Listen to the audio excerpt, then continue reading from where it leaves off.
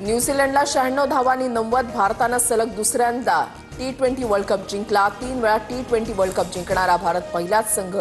2007 आणि 2024 नंतर भारत पुन्हा एकदा विश्वविजेता।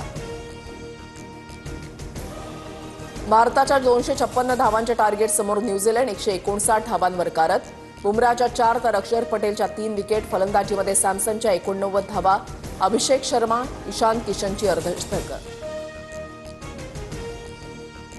प्रत्येक भारतीयाचं हृदय अभिमानानं आणि आनंदानं भरून आलं। टीम इंडियाच्या विजयानंतर पंतप्रधान मोदींचं ट्विट। अमित शहा आणि राहुल गांधींकडूनही टीम इंडियाचं अभिनंदन। सारे जहां से अच्छा हिंदुस्तान हमारा। भारताच्या विजयानंतर मुख्यमंत्री फडणवीसांचं ट्विट। उपमुख्यमंत्री एकनाथ शिंदे आणि सुनेत्रा पवारांकडूनही टीम इंडियाच्या कामगिरीचं कौतुक। भारताच्या विजयानंतर क्रिकेट चाहत्यांचा मोठा जल्लोष। मुंबई पुण्यासह राज्यभरात जल्लोष साजरा। नाशिक अमरावतीमध्ये जल्लोषावेळी काही तरुणांकडून हुल्लडबाजी। पश्चिम आशियातील भारतीय शेतमालाची निर्यात धोक्यात। तांदूळ केळीची निर्यात संकटात। युद्धामुळे जलवाहतूक ठप्प। भारताचा शेतमाल बंदरांवरच अडकला। इस्रायल, अमेरिका आणि इराणच्या संघर्षावर भारताची भूमिका अस्पष्ट होणार। परराष्ट्र मंत्री एस जयशंकर संसदेच्या दोन्ही सभागृहात निवेदन मांडणार।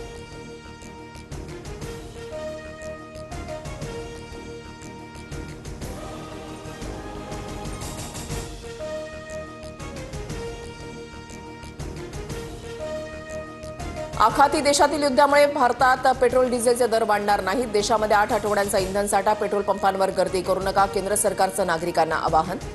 घरगुती गॅसचा तुटवडा टाळण्यासाठी मोदी सरकारकडून एनर्जी सिक्युरिटीचा नवा प्लॅन लागू। एलपीजी उत्पादन वाढवण्यावर भर देण्याचे आदेश। रिलायन्ससह सर्व रिफायनरीजना केंद्राच्या सूचना। देशात इंधनाचा तुटवडा भासणार नाही। युद्धामुळे उद्भवणाऱ्या परिस्थितीसाठी केंद्र सरकार सज्ज। केंद्राच्या नियोजनावर मुख्यमंत्री फडणवीसांकडून विश्वास व्यक्त। पूर्वीच्या सत्ताधाऱ्यांसारखे वागू नका, भ्रष्टाचाराविरोधात कुठलीही तडजोड नको। बीएमसीच्या कारभारात नो कॉम्प्रोमाइज धोरण स्वीकारा। मुख्यमंत्री फडणवीसांचा नगरसेवकांना कानमंत्र। मनसेचा आज वर्धापन दिन। राज ठाकरे रायगडमध्ये मुक्कामी। सकाळी किल्ले रायगडावर घेणार शिवरायांच्या समाधीचं दर्शन। किल्ल्याच्या पायथ्याशी वर्धापन दिन सोहळ्याचं आयोजन। लोकसभा अध्यक्षांविरोधातील अविश्वास ठरावावर आज चर्चा होणार। लोकसभा अध्यक्ष ओम बिर्लांकडून पक्षपाती भूमिका, विरोधकांचा आरोप।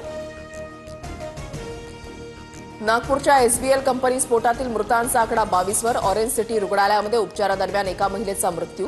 इतर 14 जखमी महिला कामगारांवर उपचार सुरू। साताऱ्याच्या बावधनमधील बगाड यात्रेची देशभरात चर्चा। एका भाविकाकडून बगाडाला चक्क अमेरिकन डॉलर्सची माळ अर्पण। बगाडाचा थरार पाहण्यासाठी भाविकांची मोठ्या संख्येनं हजेरी।